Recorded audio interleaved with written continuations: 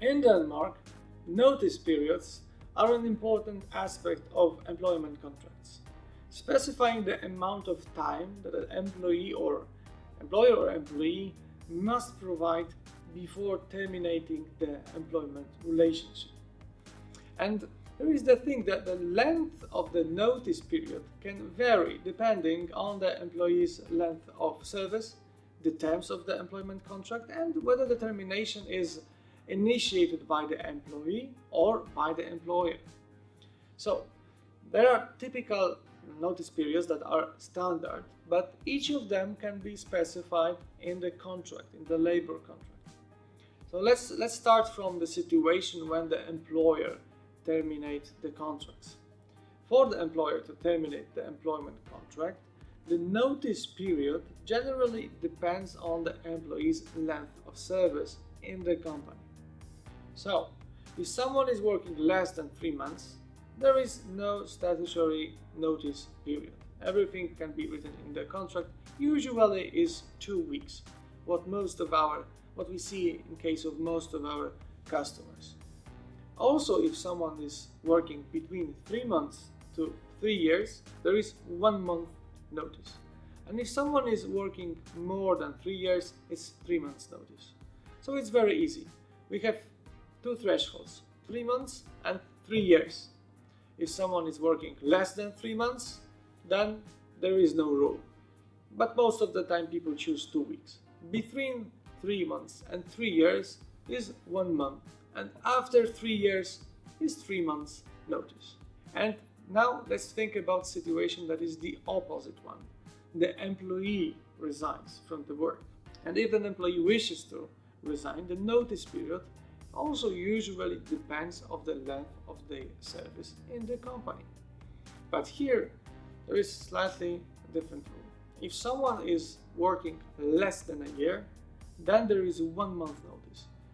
Between 1 year and 3 years, it's 3 month notice. And if someone is working more than 3 years, there is a 6 month notice period. So in this case we have 2 thresholds, 1 year and 3 years. If someone is working less than 1 year, there is 1 month notice. Between 1 year and 3 years, there is 3 month notice. More than 3 years, it's 6 month notice. So what we can see that the system is designed to give a small advantage to the employee in comparison with to the employer.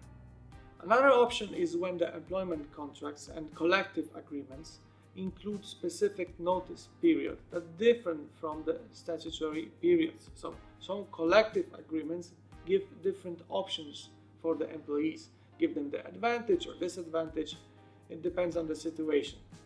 And it's important to review individual employment contract for any deviations from the standard notice period. Also, during a probationary period, which typically lasts for the first 3 months of employment, the shortened notice period may apply. It may be, and usually is in fact, 2 weeks, but the exact terms should be outlined in the employment contract and is a question of agreement between the parties. Also, what is important, in case of a serious misconduct or other significant breach of the employment contract, either the employer or the employee might terminate the employment relationship without notice. This is in some specific cases. Criteria to those elements must be met for dismissal, and those are in different cases. For instance, if there is some kind of abuse, violence, or let's say an employee is coming drunk to the office, then those are the special circumstances.